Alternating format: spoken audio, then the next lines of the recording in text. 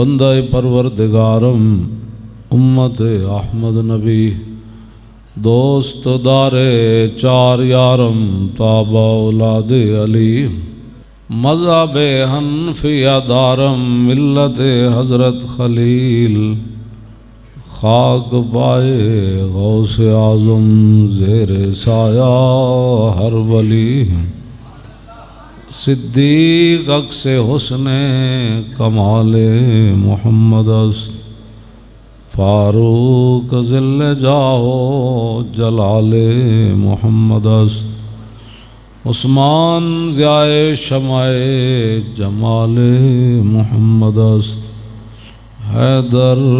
بہار باغ خصال محمد است صلی اللہ تعالی علیہ وسلم۔ بدر کا منظر جو حضرت حسان بن ثابت نے بیان فرمایا اپنے شعروں میں، وہ ذرا سنیں۔ بما صنع الملیک غداۃ بدر لنا فی المشرکین من نصیبی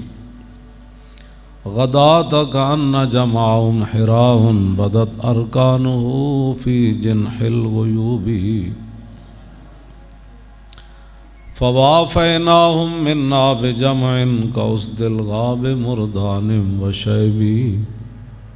امام محمد قد آزروه علی الاعداء فی لفح الحروب بأیدیہم صوارم مرہفات وکل مجرب حاز القعوب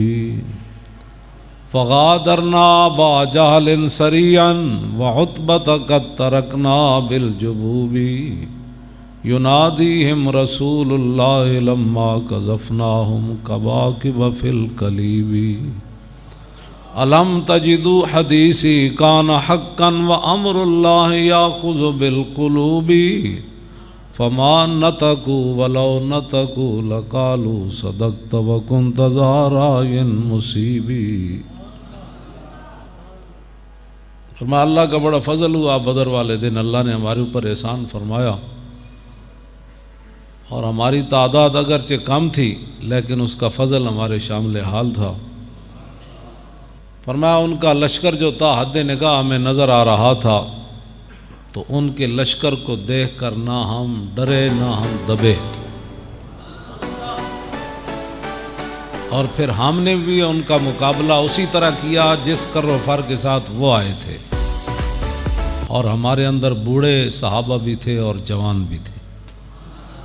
اور رسول اللہ کی قیادت میں صرف بدر میں نہیں، جب بھی کبھی دشمن نے جنگ کے شعلے بھڑکائے تو ہم شعلوں کو دیکھ کر کبھی پیچھے نہیں ہوئے، بلکہ ہم نے ان شعلوں کے اندر چھلانگ لگا دی، اور ہمارے ہاتھوں میں ایسی تلواریں تھیں جو ایسی کاٹ کرتی تھیں جن کی کوئی مثال نہیں، اور ہمارے ہاتھوں میں جو نیزے تھے وہ بھی بڑے آزمائے ہوئے تھے، اور ہم نے ابو جال کو بھی اوندھے منہ بدر میں گرا دیا، اور عتبہ کو اس زمین پر دے مارا جو پتھریلی زمین تھی، اور جب سارے قتل ہو گئے رسول اللہ نے فرمایا ان کو بدر کے اندھے کنویں میں ڈال دیا جائے، تو فرماتے ہیں رسول اللہ پھر اس کنویں کے باہر کھڑے ہوئے کنارے پر، اور آپ نے فرمایا کہ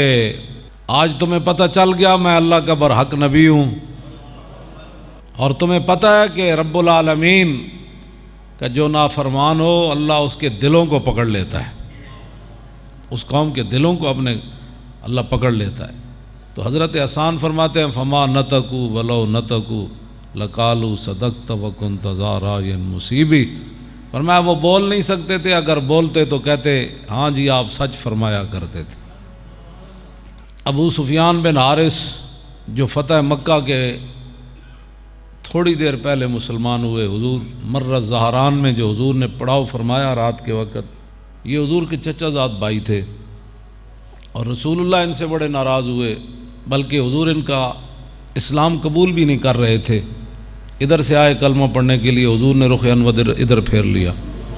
جب ادھر سے آئے تو حضور نے ادھر پھیر لیا، اور قریب تھا کہ صحابہ کی تلواریں اٹھ کھڑی ہوتی۔ انہوں نے پھر ام سلمہ ام المومنین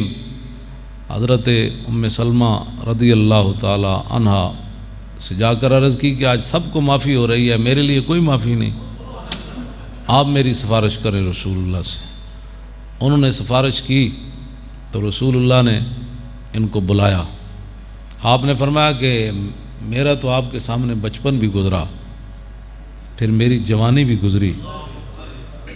تو نے کیوں انکار کیا تھا؟ کوئی اور کرتا تو پھر تو بس انہوں نے سر جھکا لیا۔ حضور نے پھر ان کا اسلام قبول کر لیا، لیکن محدثین نے لکھا کہ پھر اس کے بعد 2 سال ہی حضور ظاہری دنیا میں جلوہ گر رہے، تو اس شرمندگی کی وجہ سے 2 سال کے اندر پھر ایک مرتبہ بھی نگاہ اٹھا کر حضور کا چہرہ نہیں دیکھا۔ جب بھی حضور کے سامنے جاتے تو شرمندگی سے اپنی نگاہیں نیچی کر لیتے تھے۔ ابو سفیان بن حارث، اور پھر انہوں نے غزوہ حنین کے موقع پر جب صحابہ کے دلوں میں یہ خیال آیا کہ آج تو ہم بڑی تعداد میں ہیں، وہ قرآن مجید نے واقعہ پورا اس کا نقل کیا، تو جب رسول اللہ ادھر جا رہے تھے، آگے ہاتھی تھے، گھوڑے تھے، حضور جنگ کے لیے جا رہے تھے، اور حضور خود نعرہ بھی لگا رہے تھے، انا النبی لا کذب انا ابن عبد المطلب۔ حضور سفید خچر پر سوار تھے اور حضور تنے تن آ جا رہے تھے اس طرف، تو حضرت عباس سامنے آئے۔